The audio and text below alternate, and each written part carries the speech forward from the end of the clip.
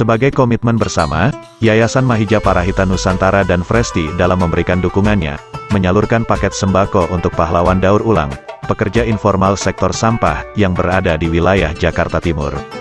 Sebanyak 1.000 paket donasi sembako dan 7.520 paket buka puasa bagi pahlawan daur ulang dan keluarga prasejahtera di 23 lokasi di Indonesia. Kegiatan ini telah berlangsung selama 3 tahun sebagai wujud komitmen Mahija dan para mitra untuk turut mendukung keberlangsungan ekonomi sirkular. Wakil Ketua Yayasan Mahija Parahita Nusantara Suharji Ghazali, menyampaikan sebagai yayasan non-profit yang berperan aktif dalam mendukung ekonomi sirkular, Mahija Parahita Nusantara menempatkan komunitas pahlawan daur ulang sebagai bagian penting dalam ekonomi yang berkelanjutan. Pahlawan daur ulang merupakan ujung tombak dalam sirkular ekonomi khususnya pada saat Ramadan, seperti dikutip dari laman PPID Men LHK Go.id, 2023, Indonesia terus mengalami peningkatan volume sampah sebanyak 20%. Untuk itu, perhatian kepada komunitas pengumpul sampah dan keluarga prasejahtera diharapkan dapat membantu mereka dalam melewati momen Ramadan dengan baik.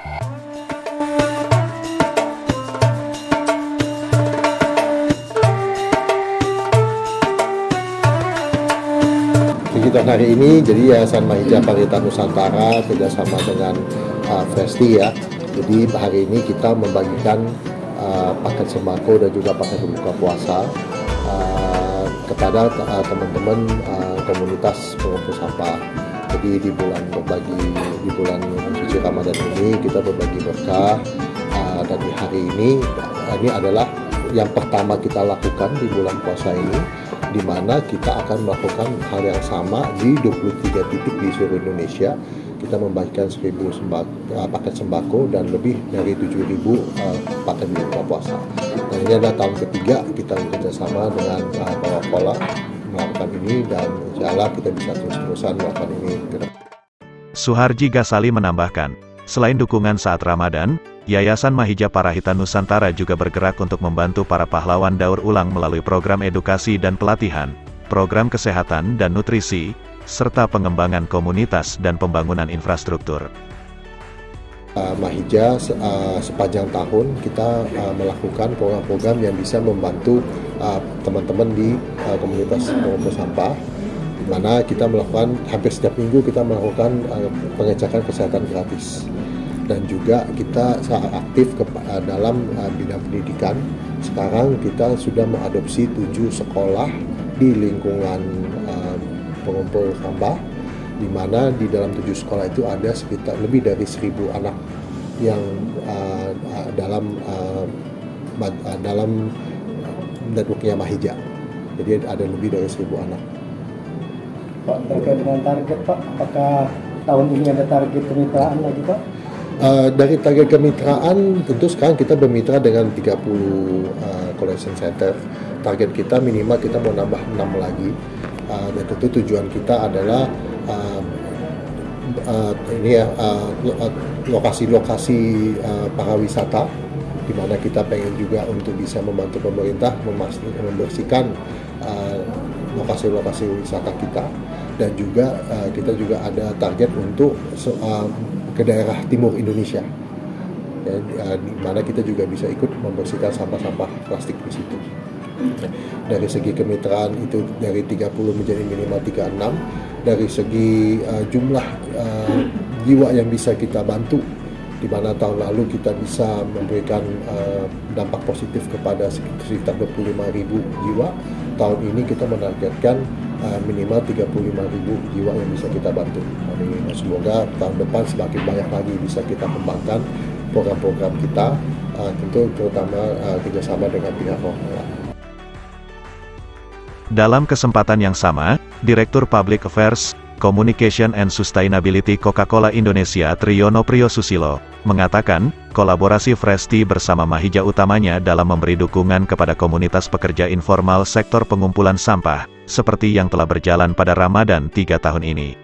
Jadi memang sebenarnya ini bagian daripada program besar. Jadi kalau di Coca-Cola sendiri sebagai suatu perusahaan dan juga tujuan kita adalah kita punya target untuk bisa membantu mengumpulkan dan mendaur ulang 100% dari botol-botol yang kita taruh di pasar, yang kita pasarkan.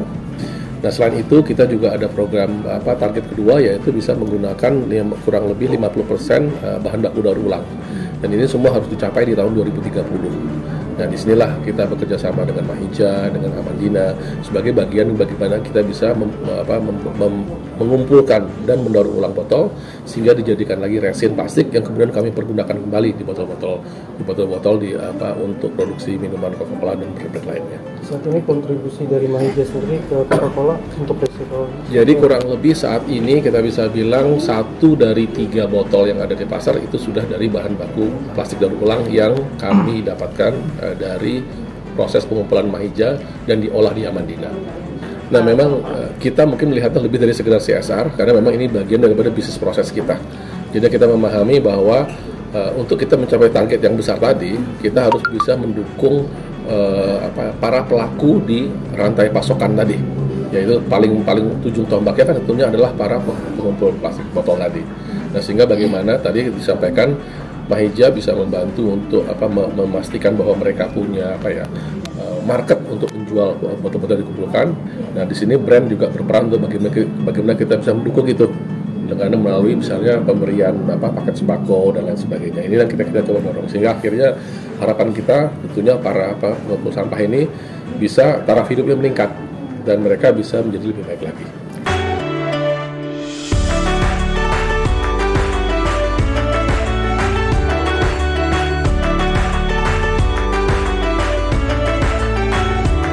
Sebagai informasi, Yayasan Mahija Parahita Nusantara menjalankan konsep pengumpulan bertanggung jawab melalui 30 mitra pengumpul botol bekas di seluruh Indonesia dan mampu memproses 31.500 ton botol PET bekas atau setara dengan 2 miliar botol setiap tahunnya.